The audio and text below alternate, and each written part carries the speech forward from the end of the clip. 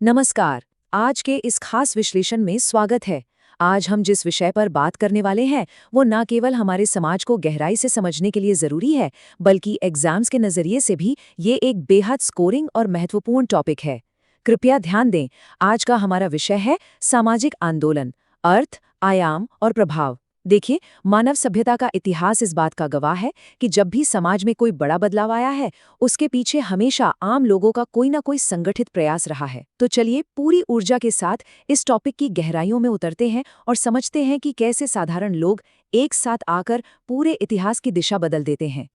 आगे बढ़ने से पहले जल्दी से आज के एजेंडे पर एक नज़र डाल लेते हैं। सबसे पहले हम इसके अर्थ और विशेषताओं को समझेंगे, उसके बाद आंदोलनों के अलग अलग आयामों पर बात करेंगे, फिर हम उन सिद्धांतों को डिकोड करेंगे जो एग्जाम्स में अक्सर पूछे जाते हैं, और अंत में इसके प्रभावों, सीमाओं और आज के डिजिटल युग में इसके आधुनिक स्वरूप का विश्लेषण करेंगे।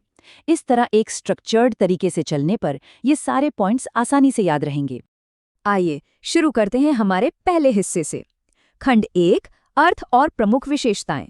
सबसे पहला सवाल यही आता है कि आखिर सामाजिक आंदोलन है क्या?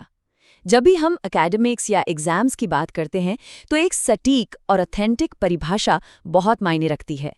प्रसिद्ध समाजशास्त्री हर्बर्ट ब्लूमर के शब्दों में कहें तो सामाजिक आंदोलन सामूहिक उद्यम है जो जीवन की नई व्यवस्था स्थापित करने का प्रयास करता है। यहाँ दो शब्दों पर सबसे ज्यादा फोकस करना है। पहला, सामूहिक उद्यम यानी कलेक्टिव एंटरप्राइज, और दूसरा, नई व्यवस्था। इसका सीधा सा मतलब ये है कि ये बस अचानक से भड़का हुआ कोई गुस्सा या बेतरतीब भीड़ नहीं है। ये समाज को एक बेहतर ढांचे में ढालने की एक सचेत और लंबी कोशिश है।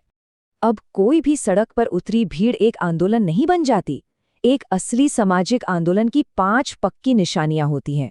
पहला है सामूहिकता, यानी ये किसी एक इंसान का नहीं बल्कि पूरे समूह का प्रयास होता है।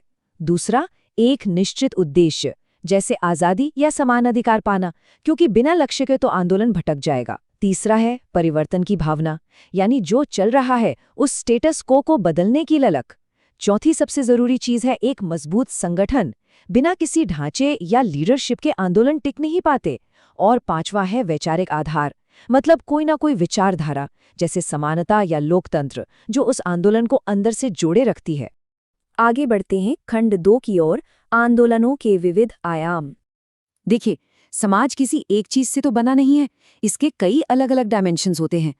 अगर हम आर्थिक और राजनीतिक मोर्चे पर बात करें तो ऐतिहासिक मिल मजदूरों के आंदोलन ने पहली बार न्यूनतम मजदूरी और काम के घंटे तय करवाए। वहीं हाल ही में हमने किसान आंदोलन देखा, जिसने एमएसपी और कृषि कानूनों पर एक बहुत बड़ी राष्ट्रीय बहस खड़ी कर दी और अंततः कानूनों को वापस लिया गया।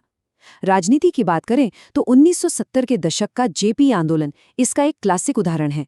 आपातकाल के बाद संपूर्ण क्रांति के इस नारे ने भारत में लोकतंत्र की वापसी सुनिश्चित की। ये साबित करता है कि नीतियां कैसे बड़े जन उभार को जन्म दे सकती हैं। सामाजिक न्याय और जेंडर इक्वालिटी के संघर्षों ने तो हमारे समाज की नींव को ही बदल कर रख दिया। Doctor B R. अम्बेडकर के नेतृत्व में हुए दलित आंदोलन ने ये पक्का किया कि हमारे संविधान में समानता का अधिकार और आरक्षण जैसी व्यवस्थाएं शामिल हों। बाद में मंडल कमीशन के लागू होने से पिछड़ा वर्ग आंदोलन ने जो जोर पकड़ा, उसने सत्ता में प्रतिनिधित्व का पूरा ढांचा ही बदल दिया। लैंगिक समानता की बात करें तो चिपको आंदोलन में महिलाओं की भूमिका ने दुनिया को इको फेमिनिज्म का पाठ पढ़ाया। और निर्भया आंदोलन को कौन भूल सकता है? उस आंदोलन ने पूरे देश को झकझोर दिया और जिसके नतीजे में महिला सुरक्षा कानूनों में बेहद सख्त बदलाव किए गए। पर्यावरण और सांस्कृतिक मुद्दों को भी हम बिल्कुल नजरअंदाज नहीं कर सकते। चिपको आंदोलन में सुंदरलाल बहुगुणा के नेतृत्व में जिस तरह से स्थानीय लोगों ने पेड़ों से चिपककर जंगलों को कटने से बचाया, उसने राष्ट्रीय स्तर पर नीतियों को प्रभावित किया। इसी तरह मेधा पाटकर के नर्मदा बचाओ आंदोलन ने दुनिया भर में विकास बनाम पर्यावरण की एक बहुत ही गंभीर बहस छेड़ दी। और अगर सांस्कृतिक पहचान की बात करें तो झारखंड आंदोलन इसका एक बेहतरीन उदाहरण है, जिसने जल, जंगल, जमीन और अपनी संस्कृति को बचाने के लिए आवाज उठाई और अंततः एक नए राज्य के निर्माण का रास्ता साफ किया।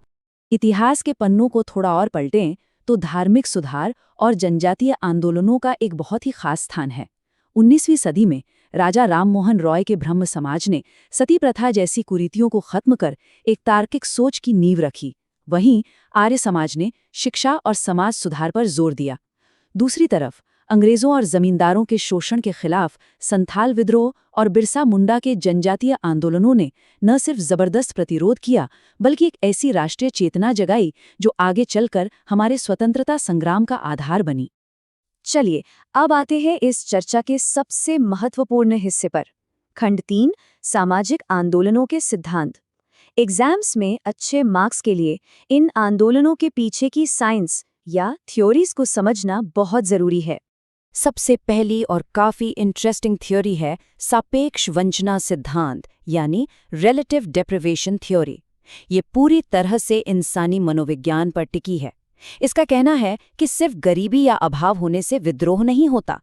विद्रोह तब होता है जब हम अपनी स्थिति की तुलना दूसरों से करते हैं और हमें लगता है कि हमारे साथ नाइंसाफी हो रही है।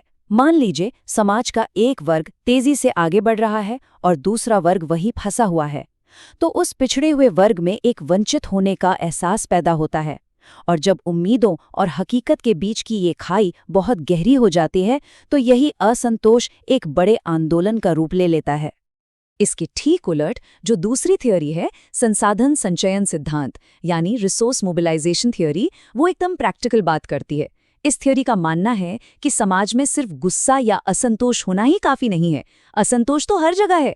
किसी भी आंदोलन को जमीन पर उतारने और उसे सफल बनाने के लिए कुछ ठोस चीजें चाहिए होती हैं, जैसे कि पैसा, एक मजबूत संगठन, अच्छा कम्युनिकेशन और सबसे बढ़कर एक बेहतरीन लीडरशिप। इन प्रैक्टिकल संसाधनों के बिना बड़े से बड़ा गुस्सा भी कुछ ही दिनों में हवा हो जाता है। और तीसरी अहम थ्योरी है नवीन सामाजिक आंदोलन सिद्धांत, यानी न्यू सोशल मूवमेंट्स थ्योरी। ये थ्योरी बताती है कि आज के दौर में आंदोलनों का नेचर कैसे बदल गया है। पहले के आंदोलन मुख्य रूप से रोटी, कपड़ा, मकान या मजदूरी जैसे भौतिक मुद्दों पर होते थे, लेकिन आज के नए आंदोलन क्वालिटी ऑफ लाइफ पर फोकस करते हैं। इनमें पर्यावरण बचाना, जेंडर राइट्स, मानवाधिकार और पहचान की राजनीति शामिल है। ये सिर्फ किसी एक खास वर्ग के नहीं होते, बल्कि इसमें मिडिल क्लास और बुद्धिजीवी भी बड़े पैमाने पर जुड़ते हैं।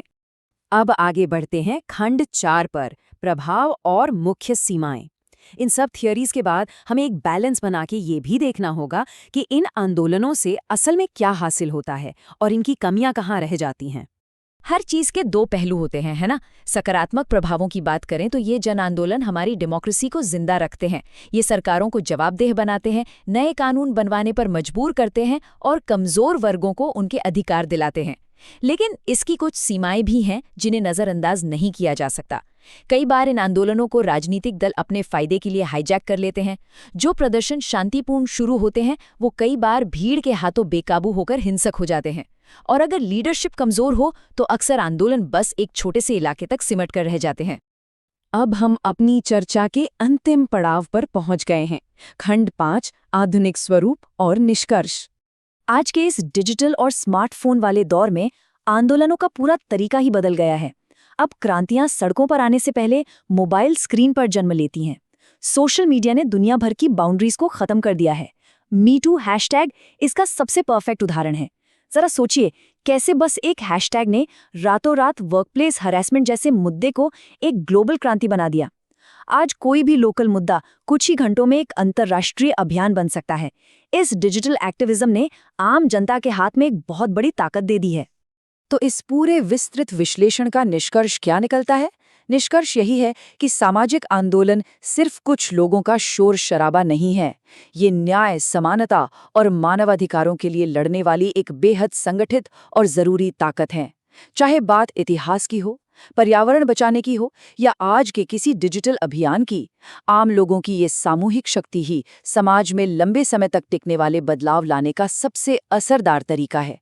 जब तक समाज में नाइंसाफी के खिलाफ आवाज उठाने की ये ताकत जिंदा है, तब तक समाज भी जिंदा है। इस विश्लेषण को खत्म करने से पहले एक बहुत ही जरूरी और सोचने वाला सवाल आपके लिए छोड़कर जा रहा हूं। आज सोशल मीडिया दुनिया भर के लोगों को इतनी तेजी से जोड़ रहा है, ऐसे में आने वाले कल के सामाजिक आंदोलनों को ये डिजिटल एल्गोरिदम किस तरह का आकार देंगे? क्या ये हमें एक बेहतर दुनिया के लिए एकजुट करेंगे या हमें अलग अलग खेमों में बांट देंगे? इस सवाल पर जरूर विचार कीजिएगा। इस गहन चर्चा में हमारे साथ जुड़े रहने के लिए बहुत बहुत धन्यवाद। उम्मीद है इस विश्लेषण से एग्जाम्स और इस विषय की आपकी समझ दोनों में बहुत मदद मिलेगी। नमस्कार।